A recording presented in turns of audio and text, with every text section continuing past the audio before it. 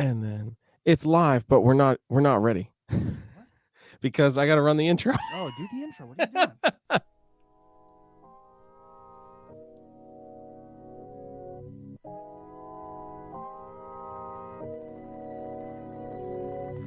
Whether you keep them in your home or love to see them in theirs, these are the creatures that bring us all together. Reptiles. We're going to be delving into the experiences of reptile lovers from around the block and around the world. This is the Reptile Talk Podcast.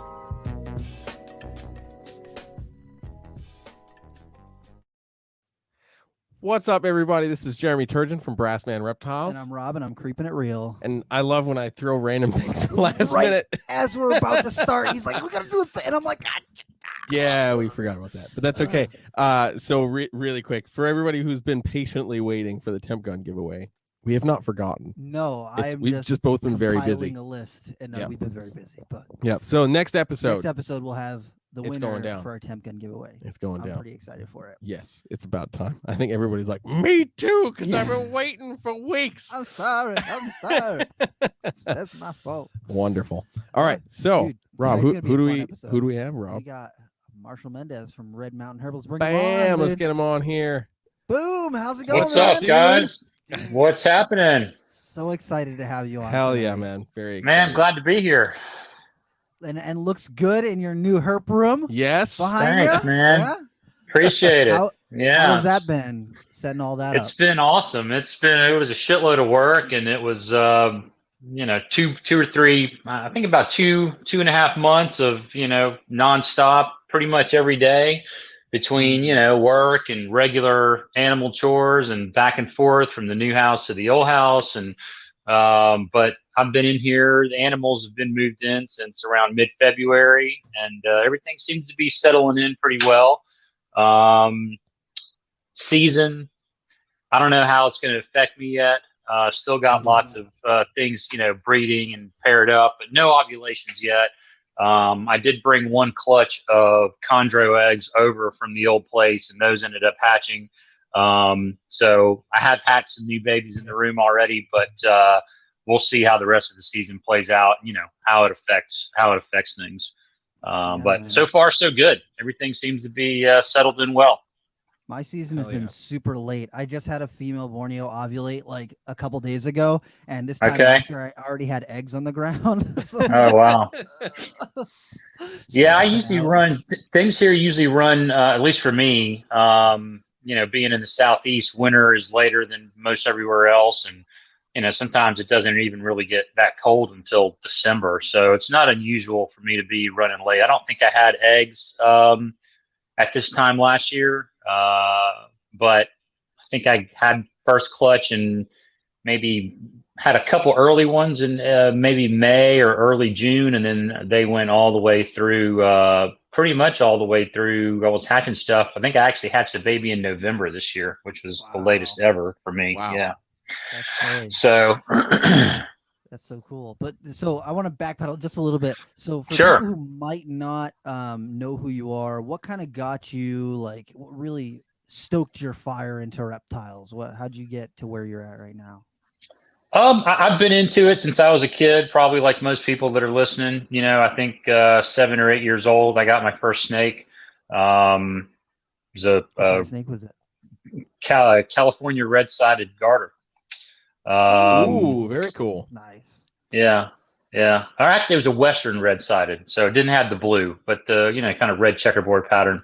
Cool. Then I moved on to corn snakes and a boa, ball pythons, kind of things like that when I was younger, and then got out of the hobby for a couple years while I was in college. Just didn't really have time or a place to do it, and then as soon as I got out, I started, which was in '98. Started building the collection that I have today. So I would say what really kind of got me, was just seeing seeing snakes in the pet shop when I was a kid, and then also books. Always have been kind of obsessed with green tree pythons. They've been my favorite since I was a kid. I used to see them in books, and when I was younger, I don't know, elementary school, I lived in Tampa, Florida, and there's a guy by the name of Joe Fossey that's down there. I don't know if he's pretty sure he's still in business, but you've probably heard his name before. He was pretty instrumental in the early days of, just being able to get things.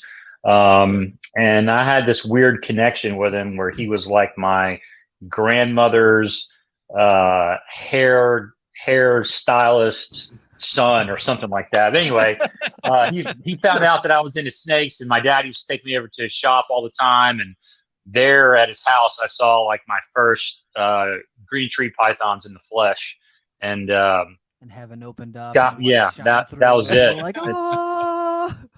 So then all downhill from there. So that's awesome. That is so cool. I can't even remember. I think that the first time that I saw a green tree python in person was like a little neonate. It wasn't even an adult one. And I was just like, oh, that's like a very, very weird looking snake, because like, when they're little, most of the ones that I saw when I was younger was like the bright yellow babies. Sure. I was like, that is just so strange. Why is it that bright yellow? Because like from reading books when I was younger, I would like associate that like bright yellow color with like eyelash vipers and stuff. And I'm like, I don't know if I like that. That's kind of weird. But green tree pythons, I feel like a lot of people who are into green trees kind of have that, where they're like, ever since I was a little kid, I saw like a picture of one in a book, like perfectly perched back and forth on the branch. And it's just like, ever since then, my whole life has been leading up to green tree pythons.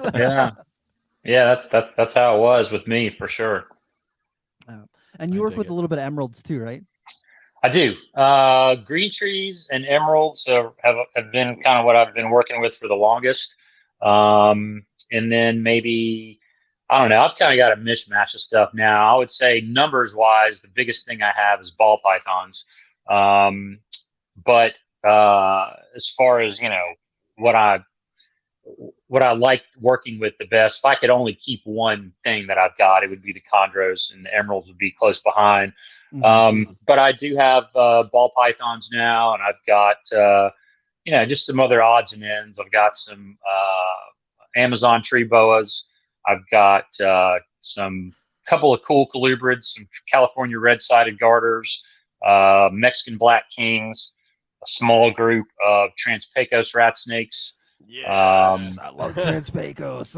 yeah, they're awesome. I got, I guess I got 3.3 of them, cool. Maybe last year, the year before. So I'm raising those up. Haven't produced any yet, but one of these days. And then some rough scale sandboas. I think that's everything. So mainly just trios and small groups of most everything except for the chondros, emeralds, and the ball pythons. Oh, and BCC. I have a pair of Suriname red tails. Yeah. Ooh, very nice. Yeah. Do you find that so the green trees definitely have got like your main passion, and then the emeralds right behind them? I feel like when I worked with them, I worked both with each of them. I really was drawn to the emeralds. I really like the way that their face looks. It's like so ancient, and I don't know. For me, they felt like they were a little bit more hardy than the green trees. Oh, 100%. Yeah, I'm with you on that. They are. And they're bigger. If you just kind of see them side by side, they're kind of a more impressive snake, in my opinion. But what draws me to the chondros more is there's a lot more variability.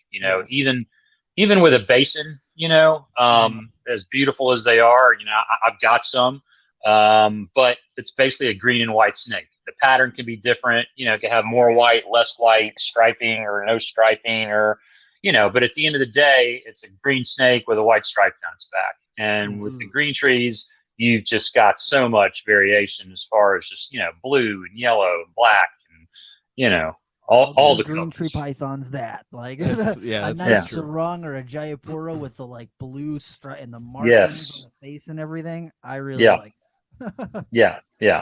So that's the reason why. But I would agree, they're a little more. They're not as hardy. Very rarely do I have an emerald problem with them. Getting sick, or even the babies. Man, just getting them started. They pretty much start on their own. They usually take pretty good, Yeah, yeah. And green trees are just they're just a pain in the ass in every aspect, which I guess is it's a labor kind of of why. love. That's right. Them holding on to the Morelia complex just a little bit longer. Yeah.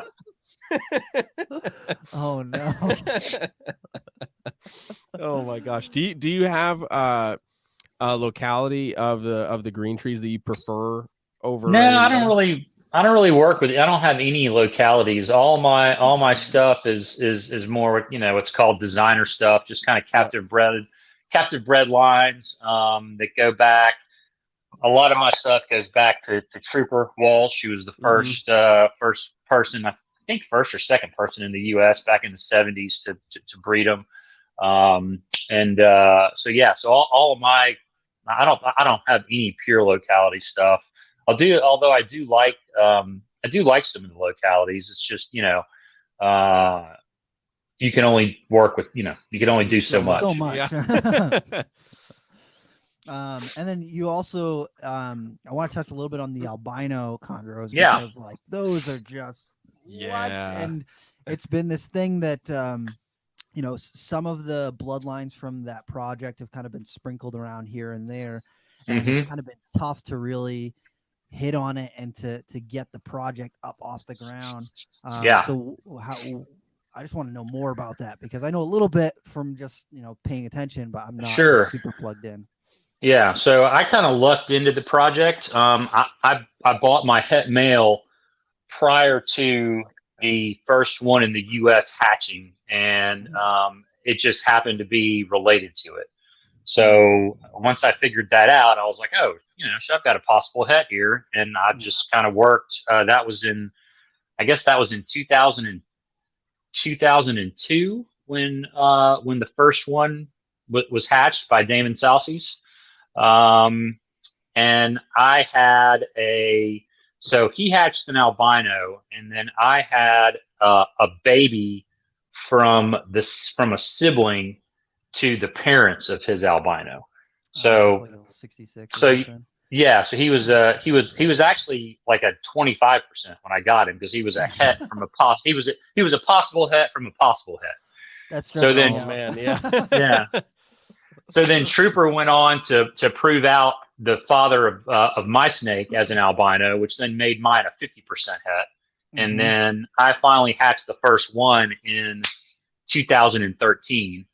And I've hatched, I think, including the one that I hatched earlier this year, I've hatched maybe five or six, and all but one have pretty much died as babies. They were all, I don't know if it's just shitty luck or if there's, maybe some kind of, bad whatever tied to the gene. But I'm tending to think that it's just bad luck, because the one that I had this year, out of six babies, it was the only one that hatched with its umbilical cord tied in a knot. So that's really bad luck. it is, it had to be that one, of course. So of course it was like half the size of all the siblings, and I felt pretty good about him at first. He was, even though he was small, my track record with little runts like that is really not that great. So I didn't have high hopes to begin with, but he was pretty feisty, would strike and would grab. And, I tried to let him go a couple of weeks, and then I suspected a pinky head, just because it would, it'd been so long. And I mean, he was so small to begin with. I didn't want to let it, go too long before I intervened, and did a pink head, took it down, no problems. And then tried to feed him again another week or two after that. And, same thing, assist fed him another pink head. And then the next morning he was dead. So, yeah, but that's par for the course for this project and just chondros in general. So the cool thing about the line is that it does produce some really cool looking babies, regardless of whether they're albino or not. Yeah. Lots of cool melanistic stuff and blue, and high yellow, all pretty much all, calico-esque looking animals, all can come from these Trooper Walsh bloodlines. So that's been kind of the one good thing about the project, is that even though it's not been a success yet as far as hatching, viable albinos, kind of the animals that have come out of it are all really nice. So I did have one albino live to be about 2 years old. That was the one I produced in, I think, 2014.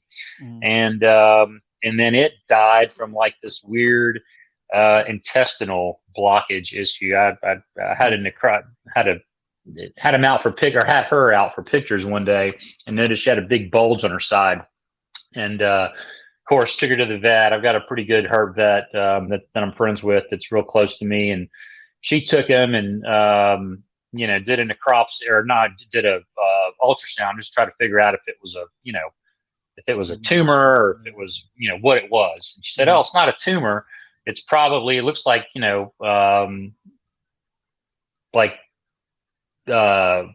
poop or hair, something is caught up inside of it somewhere." And anyway, so we tried several different things to try to get it to pass through. None of it worked.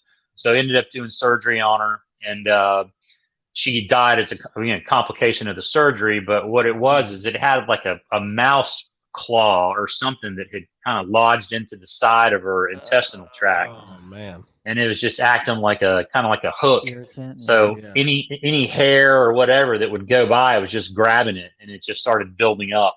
And so another just kind of freak thing. But that one lived to be 2, and was had pretty much just finished going through its color change, which they kind of turned that kind of golden yellowy color, which is kind of cool, because the 2 that have made it to adulthood before mine, one from Damon, one from Trooper, they were both yellow babies, and they turned that golden yellow color. And most of the ones that I've produced have been red babies. And it also changed that color. So, and it's so tough to tell when they're first born. Oh yeah, that they're actually albino. Yeah. They're just like, because they're so like dark red. It's so crazy. Yeah, it's cool. You can there's a couple different ways you can tell. I kind of look for 3 things: red pupils, which every other chondro's got black pupils, so that's pretty much a giveaway. A pink tongue, whereas normally most of them all have black tongues, and then no black at all in the pattern. So, most red babies and even some yellow babies in the baby pattern will have some degree of black. But these don't. They have 0 black. And another thing that I've kind of noticed too is the inside of their heat pits are pink. So, so cool. Yeah. So those are kind of the things that you look for. But yeah, it is really, really hard to tell them apart from just normals. But what's cool is that in Europe right now, in Portugal, there is an adult pair that somebody has. Oh wow. Oh damn. Yeah. I didn't know that. That's crazy. So yeah. So wishing them luck, and hopefully they can get some traction with the project. Yeah, man, that would be so. And then especially because if they're able to produce some, maybe if we can get some into the U.S., use that to strengthen up the bloodlines that are over here, and maybe totally a better success rate over here. Yeah, that would be awesome. Yeah, that'd be so cool. Totally. That's what I'm hoping for. So, like I said, I wish them best of luck. Yeah, it's the thing with chondros is you need to have patience, lots and lots and lots and lots and lots of patience. Yeah, that's right. I mean, like I said, this project's been going on for me since 2002, so it's almost 20 years now. Wow, and that's wild to think about, huh? Yeah. And then we probably met online. Just trying to think about that earlier today. It's been like, I feel like I've known you almost since I got back into it. So I think how long have you been working for Kevin? I've been volunteering for Kevin for 15 years. It's coming up on 15 years right now. Since I was right around 17. Okay. And that's kind of right around when I was on the blood and short tail farms and all that sort of stuff. 2007-ish time, 2006, 2007. So probably right around there. Yeah, I feel like I've known you a long time. I was trying to think earlier where exactly, how or where we met or whatever, but yeah, it's been a while. Yeah, I think the first time that we met was at Tinley 2013. Because I think that you guys were Okay. vending along the back wall. Yeah. And Yeah. you guys had all the green trees set up, and I was like, oh my goodness. You're like, wait, that's Rob. And I was like, oh my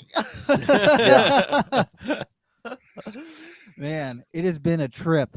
It has been a trip to think it's been that long. Yeah, that's crazy, man. Time flies. So this new room that you got set up now, did you specifically have this set up in mind, or did you have the house picked out and you're like, I can make this kind of work? And No, yeah, I mean, it's not an ideal. It was not an ideal spot, but you know, we my wife and I just, you know, we love the rest of the house. So I was just like, man, I can, you know, I got to change some things, but I can make this work, you know. Yeah. And it's really not, it's great as far as, you know, I've got lots of natural light, and it's got a nice view, and it's, you know, it took a shitload of work to get it to where it was going to be functional. You know, everything's down a flight of stairs, everything, you know, so bringing all these racks and cages and, you know, building my my rodent room was all down a steep ass long flight of 20 or so stairs. So, you know, hauling shit down. And then, you know, same thing, like when I go get rodent food and I'm bringing 300 pounds of food down, I got to lug it all down the stairs. And when I'm cleaning the rodents, I got to carry the, you know, dirty rat shit litter up a flight of stairs to the street, to the trash can. You know, so you need one of those like old people chair things that's like got the automatic there. Just like you got to work smarter, not harder. Yeah, that's right. So it's not in an ideal spot, but you know, now that everything is in here, all the hard work is pretty much done, except for just the, you know, just the up and down of getting trash in and out and stuff like that. But yeah, I'm really enjoying it. I've got a lot more space than I had in my old place. I thought I was going to have you know, you don't really realize how much stuff you have until you try to move it and try to rearrange it. But my old room was, I mean, literally just all around the perimeter walls, floor to ceiling, and then I had an island in the middle with more racks in it, and like a little cart path, like a little racetrack in the middle where I could get my work cart around.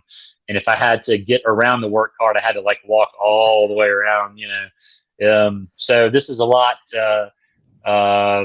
more comfortable place. I've got, you know, like I said, nice view, lots of windows.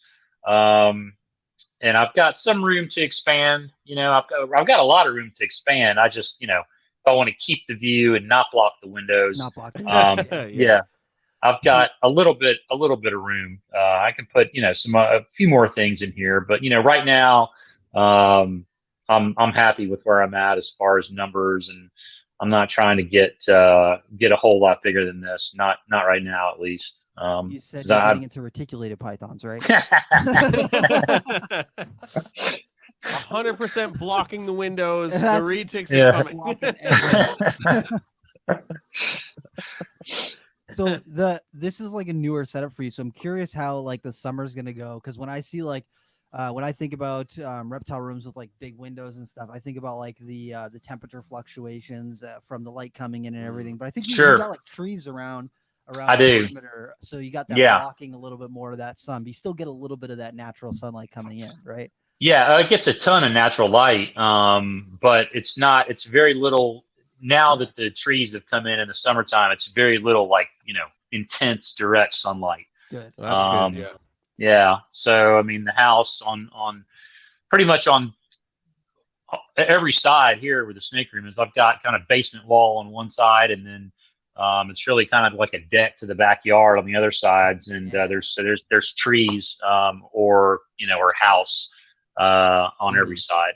So far it's held temperature really a lot better than I was thinking it was going to. I did have to, I did insulate the shit out of it, you know, that was part of what I did when I was, you know, kind of getting it ready, because it wasn't going to work the way it was before. Basically, was concrete block walls, and but no insulation at all.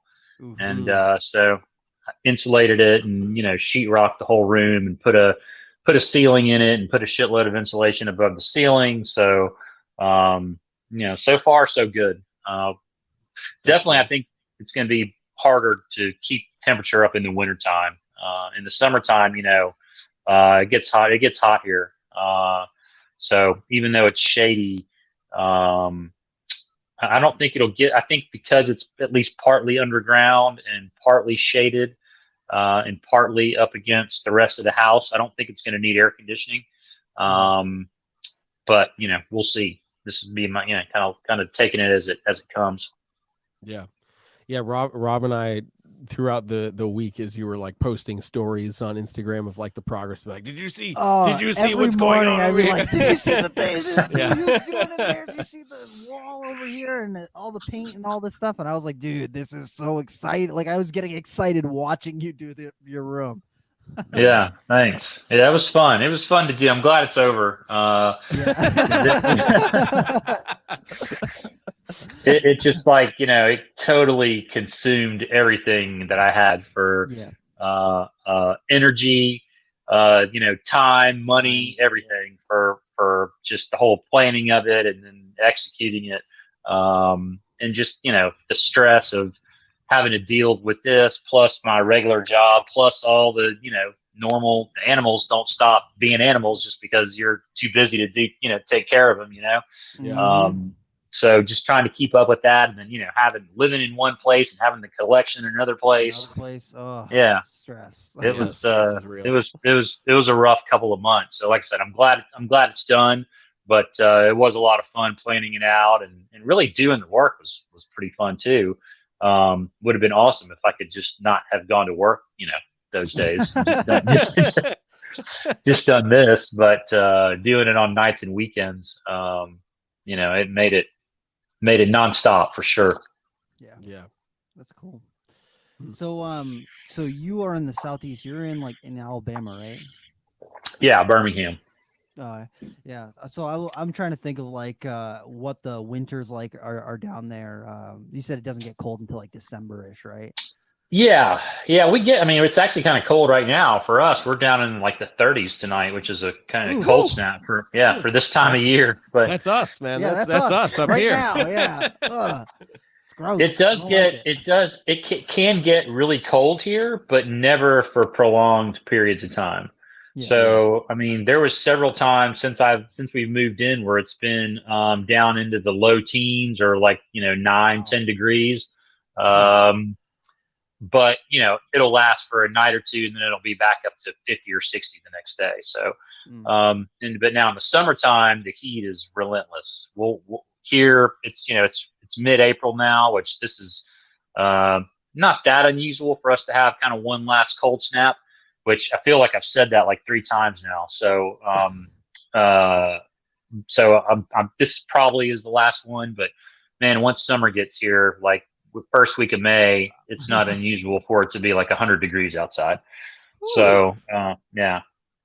And then, all throughout the summer, the nights are decent. The nights are high 70s most of the time, but in the daytime, man, it can be really, really brutal, hot and humid, sticky. Yeah. It's that humidity, man. The humidity is what does it. Yeah. So are there any projects that you're looking at and you're like, oh man, I really want to get those, and you just kind of been waiting on, or is there, what's the deal? With me, the for the chondros, I'm pretty much focusing on my albino stuff. Pretty much everything that I have now, with the exception of I've been working on the project for so long that almost every animal I have is at least a 50% het.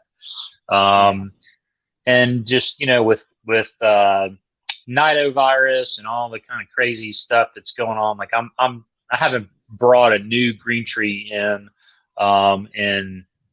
geez, I don't know, it's been 6-7 years probably since I've brought a new chondro into the collection.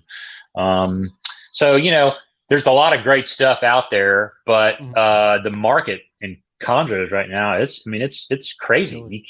You can't find captive bred stuff, and even just decent nothing no like super crazy bloodlines. I mean, people are just paying obscene money right now for them. Yeah. Which is it's great, if you've got them, but for somebody just kind of trying to get into them, or if you want to buy into a project, you're going to spend $5-6 grand on a little neonate. Yeah, it's silly. Like, I think that part of that has to do with, from my understanding, the guy who was doing a lot of the breeding for Bushmaster passed away 5-6 years ago. He did. So he was doing Rico. a lot of breeding for Chondros, and then Rico in the U.S. And so those two things, like, together, that's like a boom catalyst for not a whole lot of green tree pythons being produced, in the world. Yeah. I mean, I don't want to diminish any of the people who are breeding them, because there are people who are breeding them, but the guy over in Indo was like pumping out green tree pythons to the point where, like, you could get like an Aru or a Jayapura for like what, $400, $500. Yeah. I don't think I've seen a Jayapura for sale in a very long time. Yeah. Like, the only green trees I've seen are just like little Beox, and even now they're like what, $500, $700, $800, $900 right now. Yeah. Which is That's ridiculous. insane. Crazy to me. Crazy to me. Absolutely crazy to me. Yeah. Yeah, and that's imports. For captive bred stuff, it's even crazier. Even more. And so, so as far as those green trees go, maybe I'll swap some babies with somebody that I know and trust at some point. But for now, things are kind of locked down.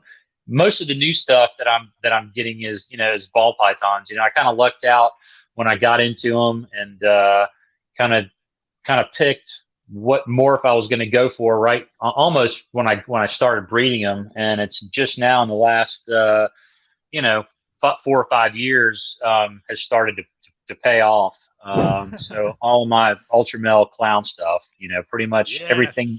Hell yeah. Everything that I have, ball python wise, not everything, but like 75% of what I have in the collection is tied to that project in some way. So they're either, double hets with other codom genes on top, or they are visual for one and like possible het for the other. So I think I probably have like maybe 75 or 80 adult animals, and all of them are related to the project. So hadn't produced an ultra clown combo yet, but I've got plenty of chances to do that here pretty soon. I've had chances to do it. It just hasn't worked out for me the last couple of years. Produced plenty of ultra clowns. I think I've produced I don't know, maybe 12 or 15, something like that. Wow. Over the last since 16, I think I made the first one.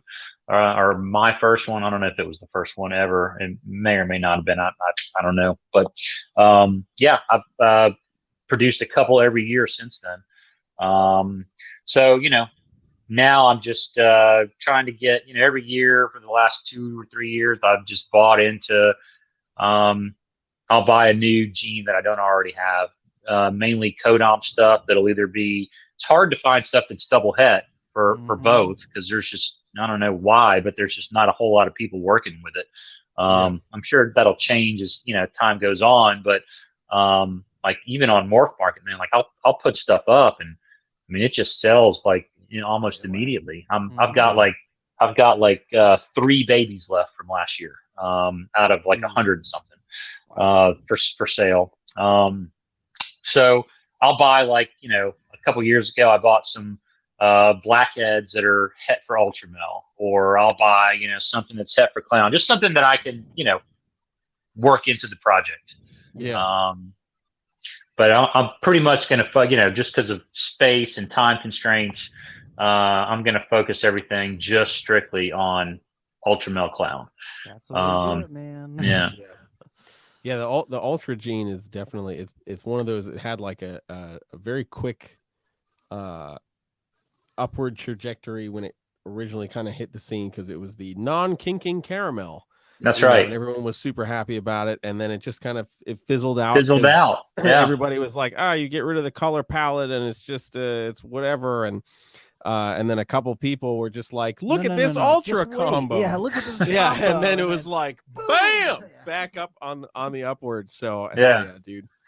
Yeah, I bought I think 6 of them in 2011, Mhm. and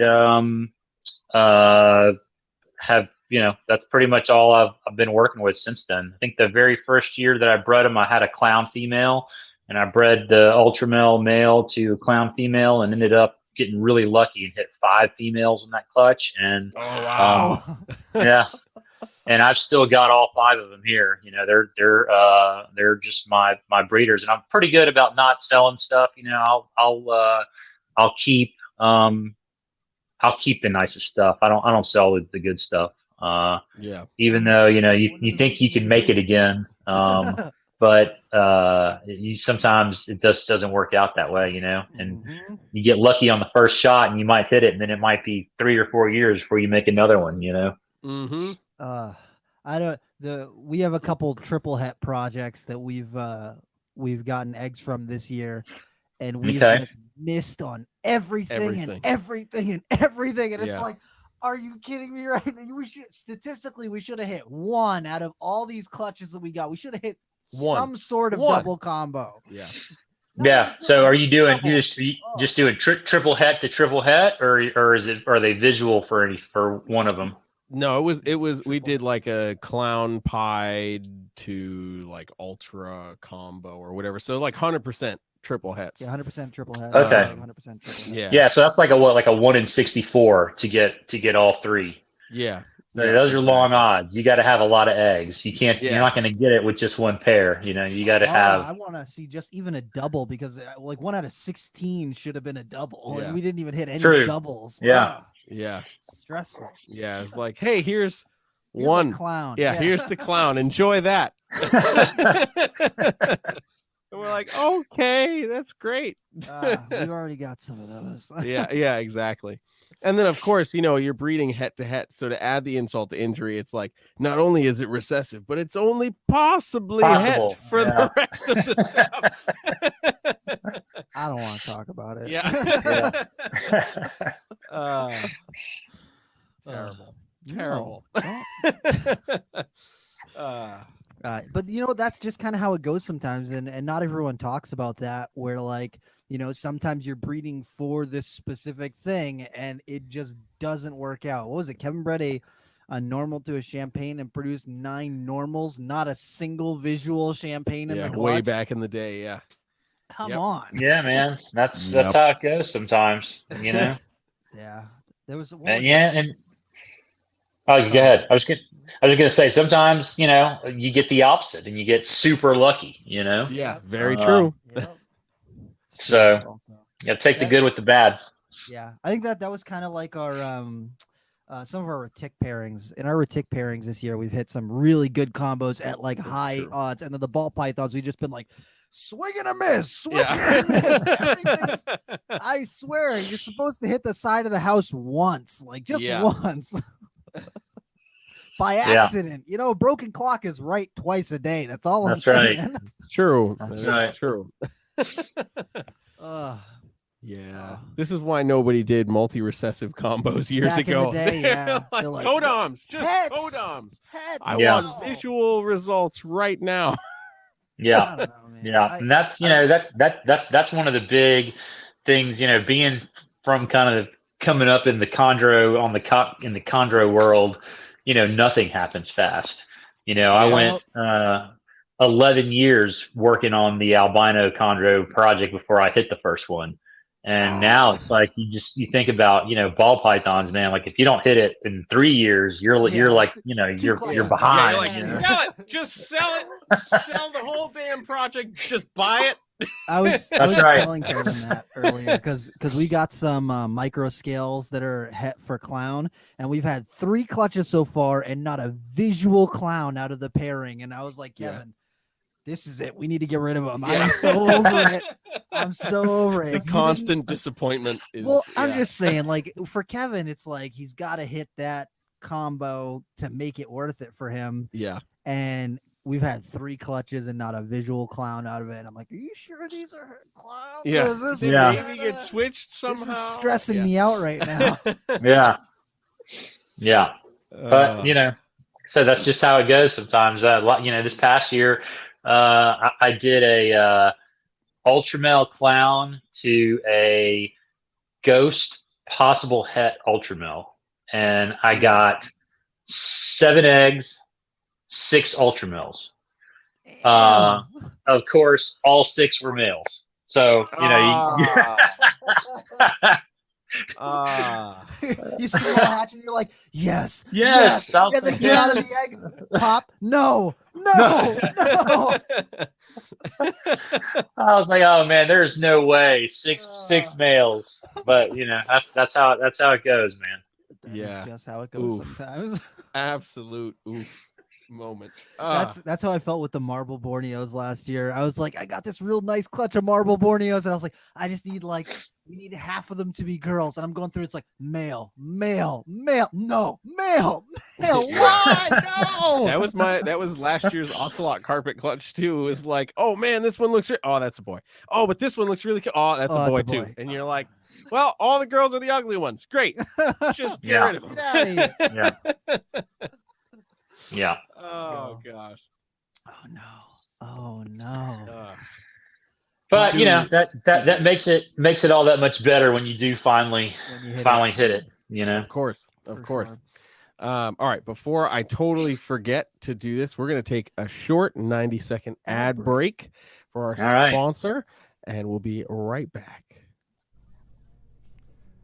We are super happy to announce our partnership with OASIS Exotic Enclosures, a new startup cage manufacturer based in California. Matt and Steph Conard have taken their time developing a wonderful quality product. The VS31 enclosure is their flagship model. It's 31 inches by 20 inches by 20 inches. It's perfect for many smaller species of colubrid, boa, python, or even some nocturnal lizards.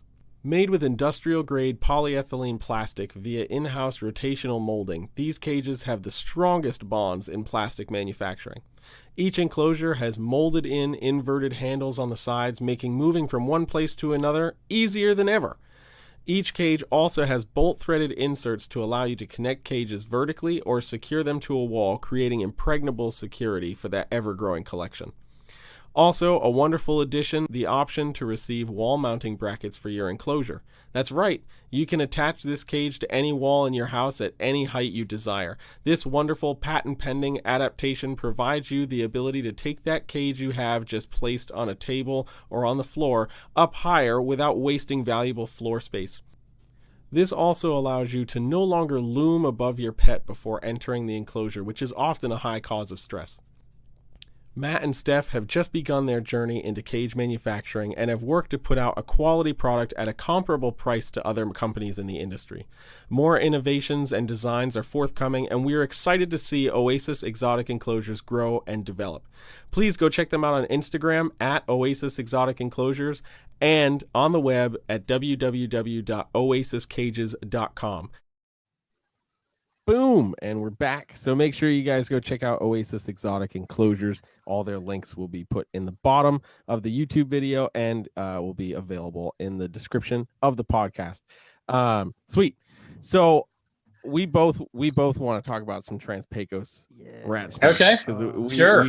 We geek out. Dude, I've over pictures all the time. I remember you used to see them at the expos like all the time, and I'm like, man, those silver blondes and the silvers just like draw me in. And I was like, man, those are cool, but I don't really keep colubrids, so I don't know if I should do that. Yeah. So I was like thinking about it like a year ago because I bought colubrids for kind of the first time. I mean, I kept spilotes and stuff, but not like regular colubrids.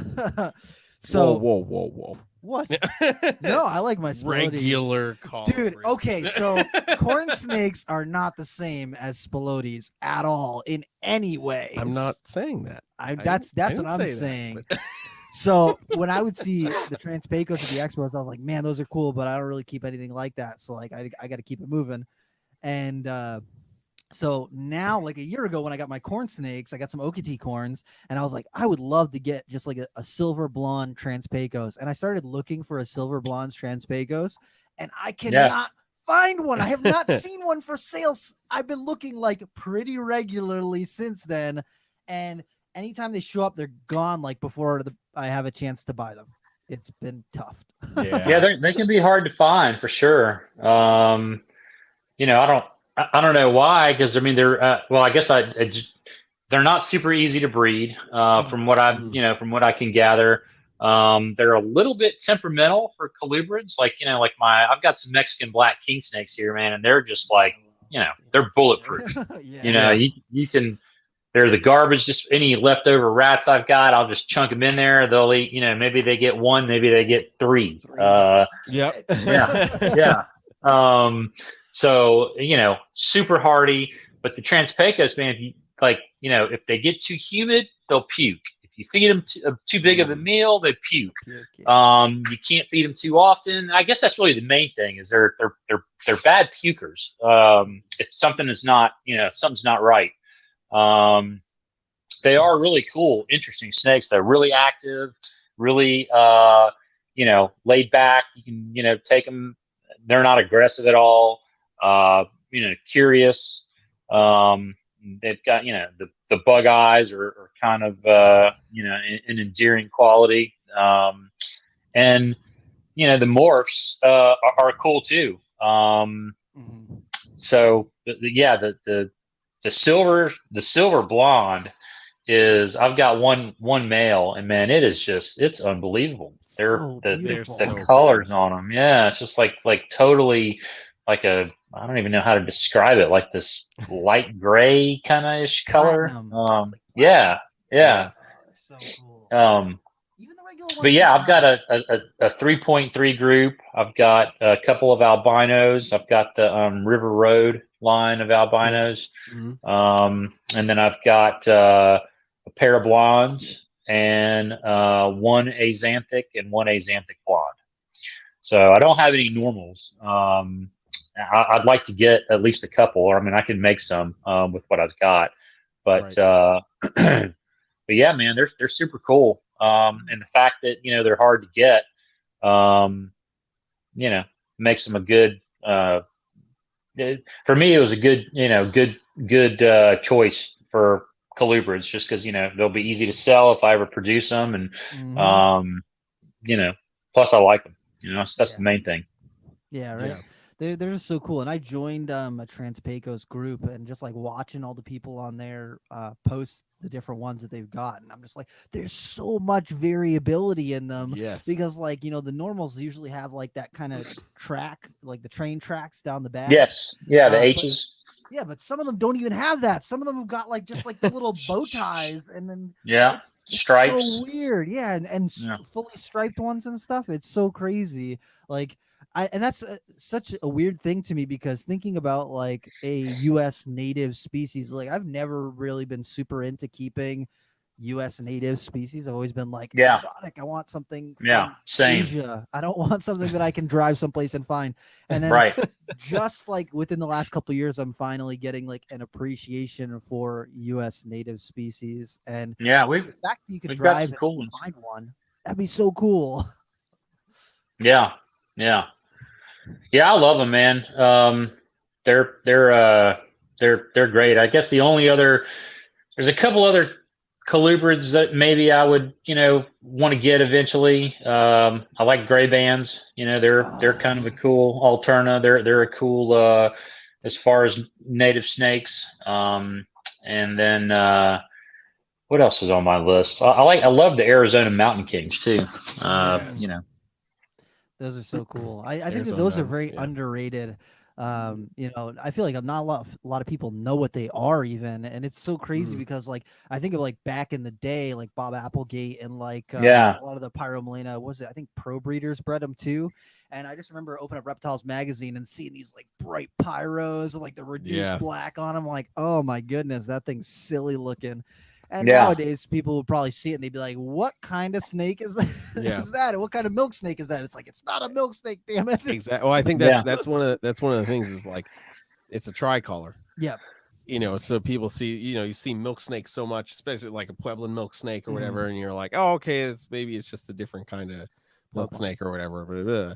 But I think one of the things like, Brian Barczyk and I had talked about them a while back, and one of his gripes about the species was just they're not a high production species, so you're not getting a lot of eggs out of them. So a lot of people are like, oh, if I'm going to breed this, like I want to be able to breed it, produce animals to sell, obviously. But if you're only getting 3 to 5 eggs, you know, it's not, it might not be worth it, you know, in the long run. But you know, as colibrids are making their resurgence, man, I agree. I'm saying that's going to be like the. I think they're awesome. Yeah, I like them. Yeah, I really like them. So maybe I'll get some of those, you know, one of these days. And like I said, the gray bands too. I like the fact that they're so variable. And there's, you know, a bunch of particular locale you like. You know, I know what I like, but I don't know what it's called. I couldn't tell you. Blair's phase that's like the bright orange and silver bands. Okay. Yeah, I like those. And then I also like the ones that kind of don't have any orange, you know, that are just kind of gray with like the black, you know. Yeah. Again, I think it's just kind of the variability of them that attracts me to them. You know, just because there's so many different looks. Yeah. I really like. Ever since I was little, I've been fascinated with Arizona. Like since I was very, very, very young, like probably too young to fully appreciate all the different species that you can find in Arizona. But like I used to read in books that they had like rattlesnakes and king snakes and all this stuff. And I was Gila monsters. Gila monsters. Yes. I was like, I need to go to Arizona. I need to do it. And so I went to Arizona like 5 years ago. I didn't find a ton of like snakes.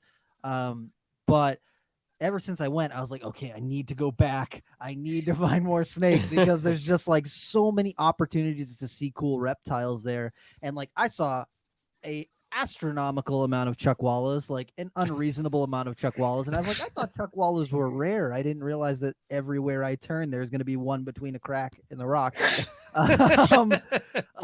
And then like I saw a lot of banded geckos, and I saw some desert tortoises, and I saw one Pituophis out there, and I saw a patch nose snake, and like tons of different kinds of lizards and stuff. But I was like, where are the snakes hiding? I don't know. Like I went in May, so it was like a little bit chilly. Everyone I talked to there was like, you don't see like a lot of snakes until like June or July, and I'm like, crap, damn it.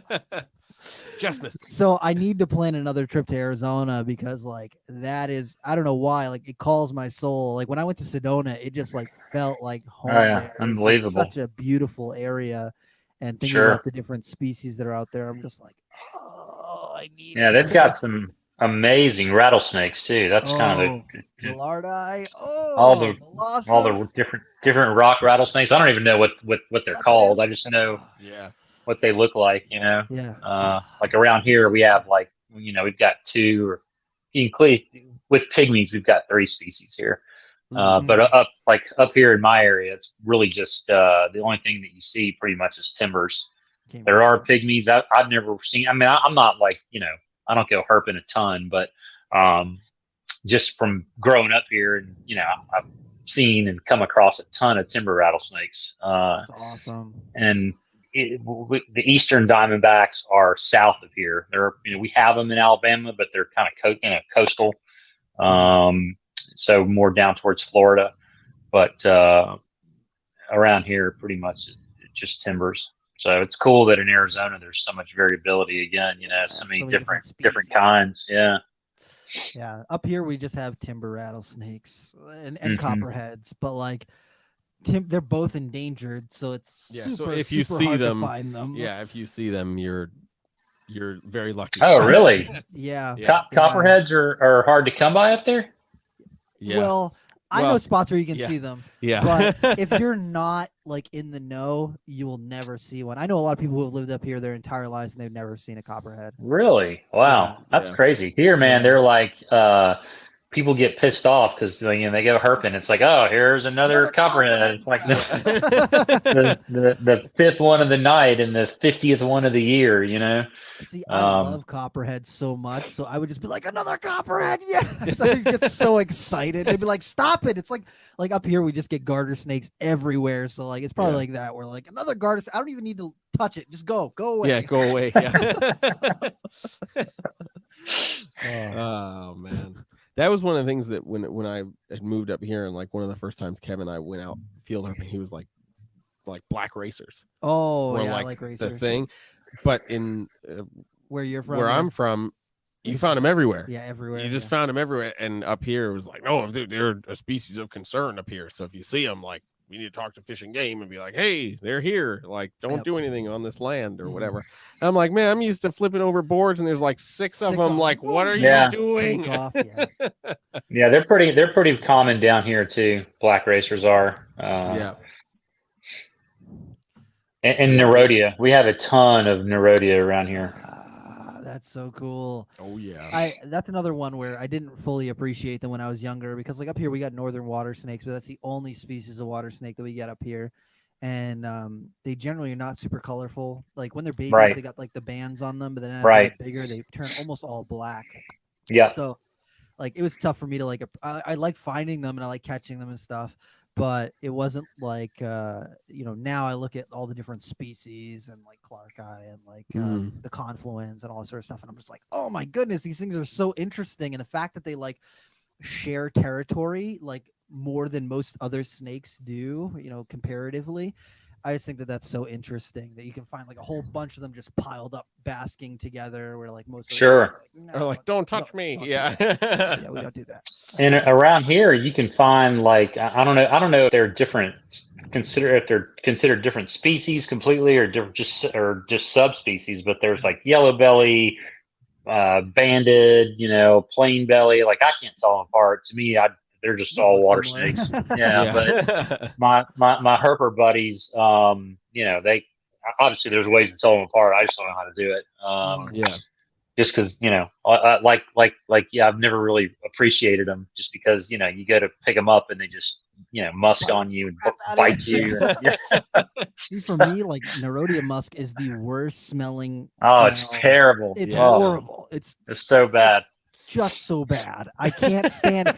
And it's like once it gets on your hands, it doesn't matter how many times you can't wash it off. You can't get rid of it. Yeah, no. Wash it off. That's at least a solid 3 days of every time you eat something, you're like, oh, it's the worst. Just things you don't think about while you're field herping is like later I'm gonna have to go eat something, and whatever's on my hands is gonna be real close to my face. Yeah. Yeah, to me, garter snakes are really bad too. Like I don't know, maybe not as bad as water snakes, but same thing, man. You can't wash it off. Oh no, you definitely cannot wash it off. Yeah. You know what's weird, man? When I was younger and I would go field herping, like I would just see a snake and I would like just chase it down and grab it and like I would manhandle it because I was just like I need to grab the thing, and then like. I don't know what it is, like if it's been working at Nerd or just doing whatever I'm doing right now and seeing the behavior that I do with other reptiles, like with my scrub pythons and then with the water monitors at Nerd. But now when I go out and look for snakes and stuff, like the other day I found a water snake and it was sitting out like kind of covered up, and I noticed it, but it was like under the brush. So it didn't like take off because it didn't think that I saw it. So I just kind of like knelt down and just like watched it for a minute, and after like a minute of me being there, it kind of like saw that I was there and like stuck its head up and everything, and I just like gently picked it up, and it took off for a second, but it did not musk. It literally just was like, oh, you're not trying to murder me right now. And it's so different because I just remember like anytime I would pick up a water snake when I was younger, musking, biting, freaking out, losing its mind. And just that little time that I took in between like picking it up and seeing it, it literally, I mean, it ran a little bit, but after 30 seconds, 40 seconds in my hands, it just kind of calmed down and it eventually just stopped. And it was just like taking it in. And if you had told me that like 10 years ago, I'd be like, it's going to get away. And it's just like, if they're animals, they're thinking animals, and they're a lot smarter than a lot of people give them credit for. And it's just so weird to me to think that like I spent so much time just like, I need to do the thing. And I'm going to go on a little tangent here, but this reminds me of when we went and saw Tom Crutchfield last February, and he was talking about how when he used to do alligator shows back in the day, it was man versus beast, and he would get in there and overpower the alligator and drag it out of the water, and he would open up its jaws and like all this stuff to show how I'm a macho man. I I'm the master of this beast. And then he's like, now he looks at alligator shows and he appreciates like Gator Boy Chris, where he shows how smart they are, and he'll call over an individual alligator and he'll come right up to him. Like all the rest of them won't move, and it's just that one specific gator. And he can train them to come right up to him. And the way that he interacts with them shows people that they're not like this mindless killing thing. It's not him versus the beast. It's like they're sharing this space, this moment. Right. And that just like, that really stuck with me from that conversation that we had with him. It's just like, so that combined with like witnessing it happen at Gatorland. Oh yeah. When there's like 150 alligators and Savannah calls out one's name, and that one is the only one that moves, and you're like, what the hell is happening? Yeah. It's that.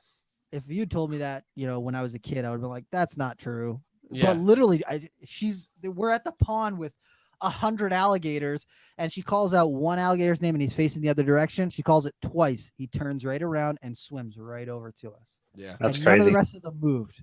All the rest of them just stood there, and I was like, "Holy moly! How do you do that? That's so cool." I've seen people do it with monitors they get from us, but I always think about monitors as like being a little bit smarter. And then a lot of people just think about alligators as like, oh, it eats trash. It's like, yeah, it's this mindless killing machine. Well, I mean, in all fairness, when you watch an alligator try to eat something and it just keeps doing this with its head to pick up the little chicken wing, you can't be imagining all of the intelligence in the world. But then you see something like that and you're like, okay, maybe there is something happening in there. Something going on upstairs. Oh my god. Yeah, a lot of what you guys are doing over there with the monitors it's unbelievable. Like I had no idea that they could be so socialized and pet like. Yeah. It's really nuts. Like we've had a few visitors to the shop recently, and they're always like, I want to see a big monitor. So you get in there with a big monitor, or it comes right out to you. And like for us being there every day, it's like, it's cool, but you get a little desensitized to it. But to have to watch somebody go through that first experience of like, oh my God, this thing just came over to me and like is like hanging out, and it's the most amazing thing. It's there's nothing like it. One of the monitors that I think really catches people off like that is this monitor named Lorelei, and she's like an older female, but she loves me, man. When I go anywhere near that enclosure, she like comes up to the edge and she'll scratch, and she'll like, if I open the door, she like reaches out so that I'll pick her up. Like if I sit down anywhere near the enclosure, she'll climb all over me and sit in my lap, and like she loves being rubbed on her chin and her neck.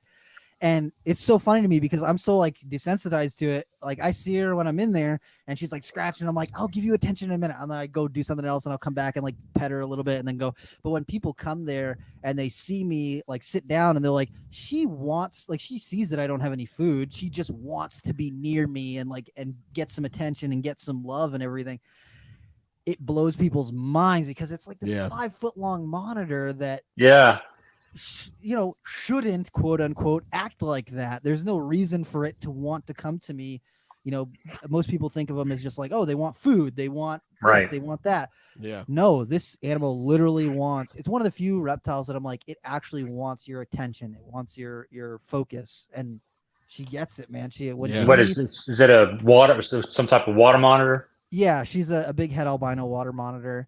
Okay. And she's like probably 10 or 12 years old, and she's just like, she's amazing. She's my favorite monitor there. She's just the best. Yeah, there's nothing like it. Yeah. There's definitely nothing like it.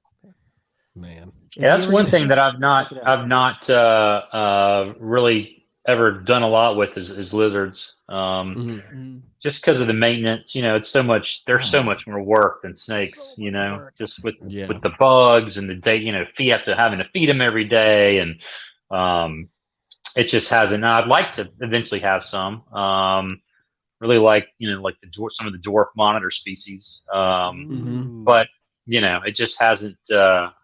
Haven't had I've had like an iguana when I was a kid. But yeah, right. I had an iguana. I still have scars for my iguana. Yeah. But other than that, really haven't really done a whole bunch with lizards. So just seeing what's possible through nerds YouTube and people that have gotten animals from you, and it's pretty amazing. Yeah. Is there any particular species that you're like, if I was going to get a lizard, I get that one? Because like when I was thinking about lizards, Bell's lace monitors are like the thing. Yeah. If I was, those would probably be the one if I was going to get something big. But I like the Kimberly rocks are my favorite. Yes, Clouderi. Yes, I love those things. They're beautiful, absolutely beautiful. And then the Pilbaras too are just like really beautiful. Those are cool. Those are cool. I like the Kimberleys. Almost have kind of a snake-like appearance with like the really long, skinny head and long tail. So maybe I think it's like the shape of their, just the shape of their head and their body that I kind of like on those. And the colors are nice too. Whatever you call them, ocelli or down the back. Yep. I can. So I don't know. Yeah, maybe one of these days I'll get a couple of those. Yeah, like now that I've got NPR and just like, oh, I got a couple lizards. Oh my goodness, I have the lizard bug. I need a bunch of them. Yeah, that's what I'm afraid of. That's how it happens. I laugh, but I relate to this so much. Oh man, I still Bell's lace monitor for me is like the pinnacle. If I can get one lizard, that's it. That's the one that I want. And then they're amazing looking. Yeah, the ones that people have been producing now, like John Adragna, and then like the guys from Saurian Farms, they've been producing these like super clean white and black Bells, and I'm like, oh man, that's an amazing lizard. That's just like the coolest thing to me. I love contrast, and I don't know if anything has better contrast than like a Bell's lace. I mean, black and white. That's about as contrasty as you can get. That's a classic. Yeah, panda lizard. Yep, pretty much. Could you imagine if you were able to get one with that kind of aberrancy, or it just looked like a panda? Just saying, that'd be pretty cool. No. I like them the way they are. Okay, let's not go too crazy. If you're going for it, you got to go for it. That's all I'm saying. I guess. Yeah. Oh my gosh. All right. So we're rounding out our time, but before we end this, we ask all of our guests one final culminating question. Very important. That question is, what in the realm of reptiles, be it something in your own collection or something that you've seen over the interwebs, because that's basically what all of our lives have been reduced to, what in the realm of reptiles has you excited about reptiles? For me, it seems like in the last, I don't know, like I kind of went through a period there where, I did a bunch of shows from probably, I don't know, 05, 06 through, I guess when I met you at Tinley that year, and I guess you said it was 13, where I did Daytona every year and did Tinley a couple times, and then really went, like, for whatever reason, just stopped, didn't work out every year, whatever. I didn't do any shows. And the last time I went to a show was when I saw you at Tinley. I guess it was 19 was the last time they had the big one in October. And it'd been like, 6 years since I had been to a show before that. And I was just blown away at how big it's gotten. Just how many people were there and how big the room is and how many vendors. And, granted, a lot of it is ball pythons, but, it's to me, it's cool that there seems to be that many more people getting in. It seems to be getting more mainstream, if you want to call it that. A lot of new people getting into it, and I don't know what the cause or, what's doing that. I'm sure YouTube and social media and everything else has had some kind of impact on it. But to me, it's cool to see, new people like getting fired up about it and getting into it. Because that really, that just helps us with everything, as far as growing I hate to call it the industry, because it's really, for me, it's more of a hobby than a business. But I know that there's a lot of people that have been able to make a business out of it. And, you know, there is probably some world where I could, you know, if I really, you know, decided I wanted to do it, could eke out a living doing it. But it's cool that there are so many people that have been able to do it, and it's really just because of, you know, the size and how many more, you know, how big it's gotten, how much more popular it's gotten than you know, surely when I first, you know, got into it, I mean, as much as the big show in Orlando and Daytona grew over the years, just seems like, you know, Tinley, I don't know, it's really eye-opening to me to go back after just 5 or 6 years and just see how much bigger it had gotten and how crazy and packed that room is. I mean, it was, yeah, it was crazy. Like, you could get down the aisles and there was like some people in front of the booths and everything, but in 2019 it was like everything was packed. Like you could barely get down the aisles because there was so many people at each booth. It was like even hard to just get through. Yeah, so awesome. I dig that. Yeah, so I like that, and then, you know, I like the fact that with, you know, with kind of the direction things are going with Morse now, and I like that there's new things coming out every year. You know, there's new, and, you know, obviously there's going to be trends and things are going to get, you know, played out and overdone and whatever, and eventually things will go back to, you know, just like the normal ball python in 50 years. That may be what you want, you know, but just a normal ball. Yeah. It's cool to see how, you know, kind of everybody can put their own little spin on what they're doing, and just with the combinations that you make, and seeing what other people produce every year. You know, every year there's something kind of new and better that comes out. I say better, new and different, you know. So that's really exciting for me. Awesome. Hell yeah, man. All right, man. So if people want to find out more about you and the things that you're doing, where should they follow you on social media? Pretty much Instagram is where pretty much where I've done everything now. I do have a Facebook account for Red Mountain Herp. Doesn't get used that often for whatever reason. I just feel like it's kind of a waste of time. Like the reach just doesn't seem to be there. Instagram's so much easier. yeah. So yeah, definitely Instagram. You know, your handle is Red Mountain Herp on there. Yeah, Red Mountain Herp. Cool. Boom. Awesome, man. So thank you so much for coming on. Yes, thank you so much. Cool this was a lot man. of fun. It's been a minute. Yeah, this was a lot of fun. Thanks for having me on. Most definitely. Hell yeah, man. So take care. Have a nice night. And we'll You talk too. to you soon. Yeah. All right. See you guys. See ya.